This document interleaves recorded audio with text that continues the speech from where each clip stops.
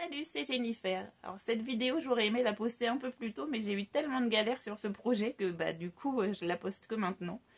Enfin bref, je sais plus si j'en avais déjà parlé sur la chaîne, mais je suis très fan de l'univers Harry Potter. Et ça faisait un moment que j'avais envie de me coudre un blouson aux couleurs de ma maison de Poudlard qui est Poufsouffle. Alors je sais, c'est pas la maison la plus glamour. En plus, notre emblème, c'est un blaireau, donc... Mais bon, je me reconnais assez bien dans leurs valeurs, donc ça me va d'être à Poufsouffle. Et donc j'ai décidé de me coudre un blouson, comme je l'ai dit, aux couleurs de Poufsouffle. Et je vais vous montrer comment j'ai fait. Allez, c'est parti.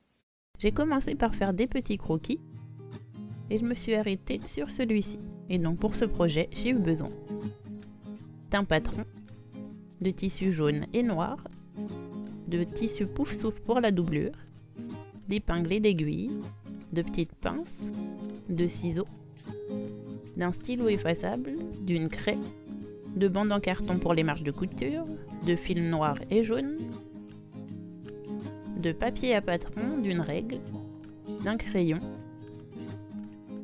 d'un écusson Poufsouffle, d'un fer à repasser, d'élastique de 5 et 2,5 cm. Et à la base, je comptais mettre des boutons, sauf que quand j'ai modifié mon patron, j'ai complètement oublié d'ajouter quelques centimètres pour la patte de boutonnière. Du coup, j'ai dû mettre une fermeture éclair à la place. Enfin bref, ça c'est les pièces dont j'aurais eu besoin si je m'étais contentée de suivre le patron à la lettre, sauf que comme je vous l'ai dit, j'ai décidé de le modifier un peu. Du coup, j'ai reporté sur mon papier à patron les formes des devants et du dos. Oui, j'ai un sweat Harry Potter. Je vous ai dit que j'étais fan. Puis, à 7 cm du bord, du devant, j'ai décidé de tracer ma parmenture. Alors, j'y étais un peu au pif, j'avoue. J'ai ajouté une marge de couture. J'ai découpé. Ça, c'est pour la partie qui n'est pas la parmenture. Puis, j'ai découpé la partie parmenture. Je l'ai redessinée pour y ajouter une marge de couture sur la partie qui n'en avait pas du coup. Marge de couture d'1,5 cm. Je me suis servi de cette parmenture pour tracer celle du dos au niveau de la nuque. J'avoue, j'ai fait un peu n'importe quoi, je sais pas, j'ai relié le point qui correspondait à la marge de couture au point qui correspond au bord de la parmenture. Enfin, je me suis rendu compte de mon erreur, heureusement. Et je l'ai retracé. Puis j'ai retracé correctement ma marge de couture et j'ai découpé. Au lieu de complètement redessiner la partie dos pour y ajouter une marge de couture, j'ai juste ajouté une bande de papier que je collais avec du scotch. J'ai ajouté ce que je pensais être la marge de couture et je me suis rendu compte qu'en fait ça correspondait à la ligne de couture. Donc j'ai rajouté une nouvelle bande qui cette fois correspondait à la marge de couture. J'ai aussi décidé de modifier la bande du bas parce que je voulais pas utiliser de bord-côte, donc il n'y aura pas le petit carré devant. Donc j'ai pris les mesures du devant, de la partie devant. Pour la hauteur, j'ai utilisé la même qui était prévue pour le bord-côte. Pour le dos, j'ai plié mon papier à patron en deux, j'ai pris les mesures du dos. Et j'ai fait la même hauteur que pour les devants. Pour les manches, j'ai décidé de réduire de moitié la hauteur des bandes de poignet. Je suis passée de 5 cm à 2,5 cm. Donc j'ai tracé une bande de 2 cm et demi de hauteur plus 1,5 cm de marge de couture en me basant sur la largeur de la manche pliée en deux. Et pour les 2 cm et demi manquants, je les ai ajoutés au bas de la manche. On termine avec les poches. Comme je voulais pas faire des poches zippées mais des poches passepoilées, j'ai juste découpé une bande pour l'ouverture de la poche. Et voilà toutes mes pièces modifiées. Et donc j'ai pu découper tout ça dans mon tissu. J'ai commencé par le noir. Donc j'ai épinglé mes pièces dessus.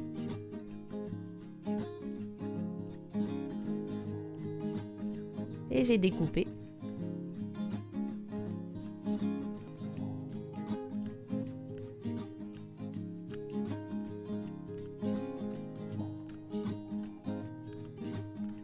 Pareil pour le jaune.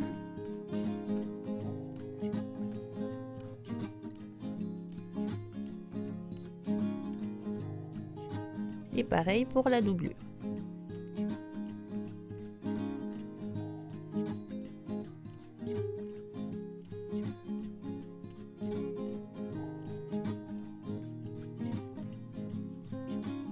voilà, toutes mes pièces sont découpées. J'ai ajouté les marges de couture que j'ai tracées à la craie sur le noir et au stylo effaçable sur les autres. J'ai tracé l'emplacement de la poche. Je l'ai agrandi un petit peu parce que je trouvais que c'était un peu fin. J'ai positionné mes fonds de poche endroit contre endroit. Je les ai épinglés de chaque côté de l'ouverture. Ça, c'est pour le passant, l'ouverture de la poche, comme je vous ai dit tout à l'heure, la petite bande. Et j'ai cousu chaque côté.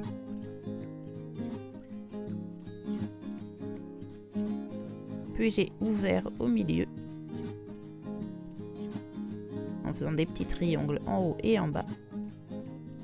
Et j'ai passé les poches sur l'envers.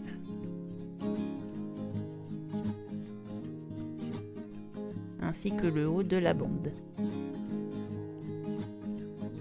Sur l'envers, j'ai fait coïncider les petits triangles avec le bord de la bande et je les ai cousus. Puis j'ai cousu les fonds de poche. Et voilà, les poches sont finies. J'ai fait un point zigzag sur le bord aussi. Puis j'ai assemblé les devants et les dos au niveau des épaules et au niveau des côtés.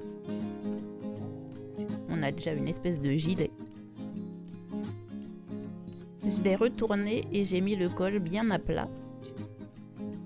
Puis j'ai plié la bande de colle en deux. Je l'ai épinglée. D'abord sur elle-même, puis sur le col.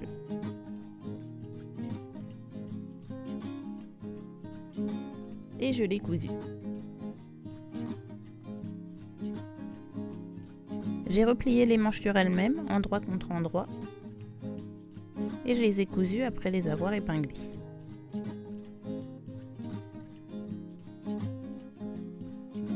Puis je les ai remis à l'endroit. Et je les ai épinglés dans les emmanchures. J'ai fait coïncider les coutures au niveau des aisselles. Et puis j'ai réparti le reste du tissu. Et j'ai cousu. Pour la bande du bas, il n'y a que la partie dos qui sera élastiquée. Donc j'ai préparé l'élastique.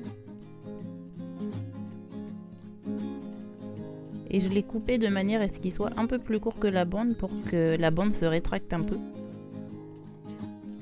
Puis j'ai replié la bande pour marquer le milieu, là où elle sera pliée. Et j'ai réattaché l'élastique de chaque côté. Enfin, j'ai essayé. Il n'était pas très coopératif. Puis j'y ai ajouté les bandes de devant de chaque côté. J'ai cousu tout ça. Puis j'ai épinglé la bande au bas du manteau, du blouson. Et je l'ai cousu aussi.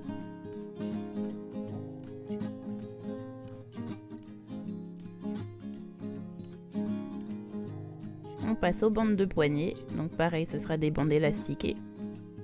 J'ai coupé cette fois-ci exactement la bonne taille qui était prévue pour le bord-côte.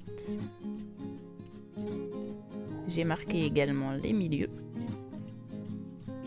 J'ai attaché l'élastique d'un côté, je lui ai fait faire le tour pour venir le récupérer de l'autre côté et j'ai mis une petite pince, puis j'ai cousu. J'ai remarqué le milieu, pareil sur l'élastique, et j'ai fait coïncider ces deux repères. J'ai épinglé pour pas que ça bouge. J'ai ouvert la couture et j'ai replié la bande sur elle-même. Ça fait un peu comme un chouchou.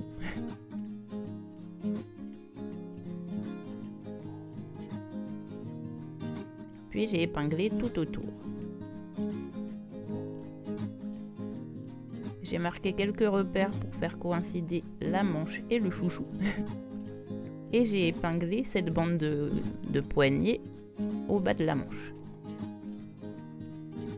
Puis j'ai cousu. C'était pas évident, ça tirait un peu, il y avait pas mal d'épaisseur.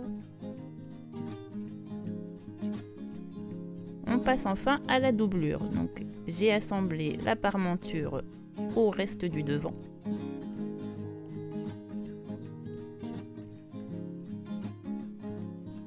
Et j'ai cousu.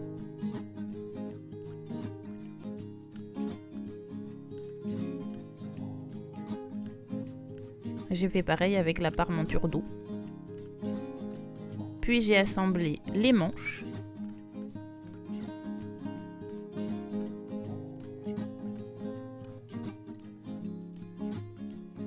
Et je les ai cousus au reste de la doublure. Avant de continuer, il y a un petit truc qui m'embêtait, c'est qu'on voyait dépasser le fond de poche et je trouvais ça pas très joli. Du coup, je l'ai refait en utilisant le tissu jaune. J'en ai aussi profité pour élargir un peu la bande. On passe à l'écusson. Je l'ai positionné à 32 cm de la bande du bas et 6 cm du bord devant. J'ai mis des petites épingles pour me servir de repère.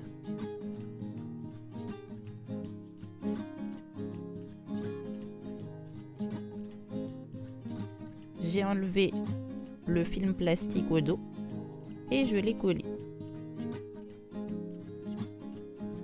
Pour le coller de manière permanente, j'ai utilisé le fer à repasser et un morceau de tissu en coton parce que j'étais pas sûre que le tissu que j'ai utilisé soit très compatible avec le fer à repasser. C'est une espèce de lainage. Et donc j'ai passé le fer des deux côtés. Et voilà. On arrive à la fameuse fermeture éclair qui n'était pas censée être là. J'ai beau avoir pris la bonne longueur, elle était quand même un peu trop longue, il a fallu que je la recoupe. J'ai mis des repères et en plus je pouvais pas enlever les petites dents, donc il a fallu que je la refonde, que je recrée un point d'arrêt en la brûlant. Sauf qu'à un moment ça a pris un peu trop vite, donc il a fallu que je l'éteigne en vitesse. C'est pas très joli honnêtement, le résultat est pas terrible, comme vous pouvez le voir, mais j'ai fait de mon mieux. Et puis je l'ai ouverte et je l'ai épinglée de chaque côté des devants. Et j'ai cousu. Ça m'énerve un peu parce que j'avais pris du temps pour choisir mes boutons.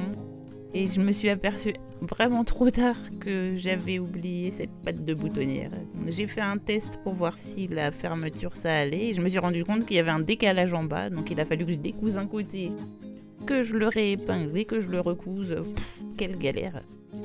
Enfin bref, du coup ensuite j'ai épinglé la doublure à la bande du bas. J'ai rabattu le tout pour faire coïncider les devants. Je les ai maintenus avec des petites pinces. Puis j'ai fait coïncider le col. Je les ai épinglés ensemble, doublure et tissu principal, et j'ai cousu. J'ai rouvert les côtés pour récupérer les manches.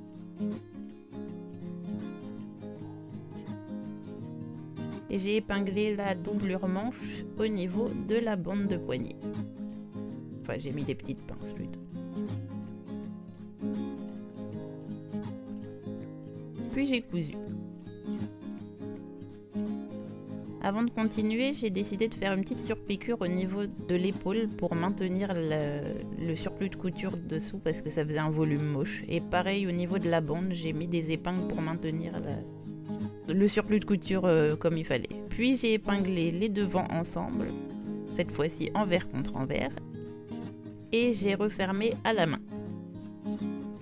J'ai fait des petits points invisibles, ça a pris pas mal de temps d'ailleurs. Au niveau du noir, j'ai changé de fil pour que ce soit ton sur ton. Et voilà. On a presque terminé, j'ai juste ajouté une surpiqûre sur les côtés de la fermeture éclair, une autour du col. Et au niveau du bas, j'ai fait ce qu'on appelle un stitch in the ditch. Je ne sais pas comment ça s'appelle en français. En gros, on coud dans le creux de la couture. Donc ça fait une couture invisible. Et voilà, petite démonstration.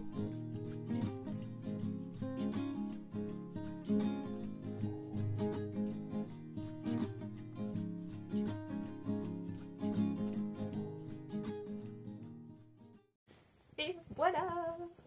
Oh là là, que de galères sur ce projet. Mais j'ai enfin mon blouson pouf souffle. Alors, je voulais pas un truc trop tape à l'œil, donc voilà, ça me convient très bien. Juste un petit blason, les couleurs, évidemment, et la doublure. Bon, il n'y a que moi qui la verrai, mais c'est pas grave. Par contre, les beaux jours reviennent, donc je vais peut-être pas avoir trop l'occasion de le porter, mais on va peut-être attendre l'automne prochain peut-être, ou alors sauf s'il se remet à faire frais. En tout cas, ça y est, j'ai mon blouson pouf souffle et je suis trop contente. Je sais pas s'il vous plaît, mais moi, beaucoup. Voilà, c'est la fin de cette vidéo. Si ça vous a plu, n'hésitez pas à laisser un petit commentaire, un petit pouce en l'air ou même à vous abonner à la chaîne. Et moi je vous dis à bientôt dans une prochaine vidéo. Salut!